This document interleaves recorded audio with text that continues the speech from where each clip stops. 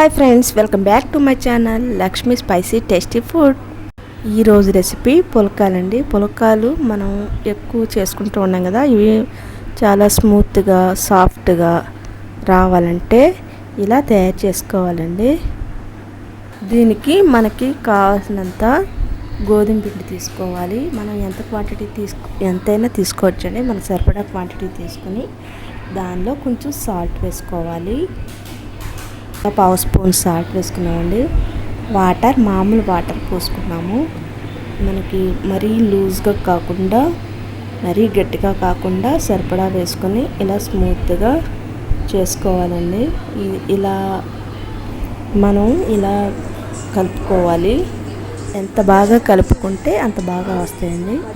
ఇది ఇలా కలుపుకున్న తర్వాత మనం ఒక half an hour నానబెట్టేసుకోవాలి.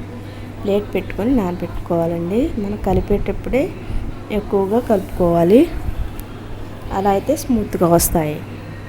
Half an hour అయిన తర్వాత చిన్న చిన్న బాల్స్ కింద చేసుకోవాలండి.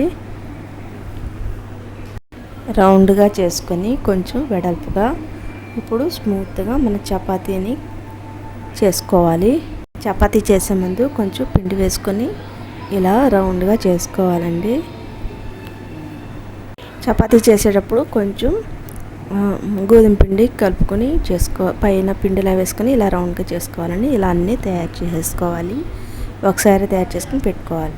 ఇప్పుడు ప్యాన్ పెట్టుకొని అది హీట్ ఎక్కిన తర్వాత లైట్గా మనం రోస్ట్ చేసుకోవాలి. ఒక 5 మినిట్స్ ఇలా బాగా ఇలా అయిన తర్వాత ఇది రెండు పక్కల లైట్గా చేసుకోవాలండి. తర్వాత మనం డైరెక్ట్గా స్టవ్ మీద పెట్టుకోవాలి. స్టవ్ మీద పెట్టుకొని డైరెక్ట్గా అటు ఇటు కాల్చుకోవాలండి. అప్పుడు ఇలా పొంగుతాయి, మెత్తగా వస్తాయండి. తర్వాత ఇలా కాల్చిన వెంటనే మనం ఒక ప్లేట్లో తీసుకొని మూత పెట్టుకోవాలి. అలా మూత పెట్టుకుంటే మనం స్మూత్గా వస్తాయి. ఇలా అన్నీ కాల్చేసుకోవాలండి.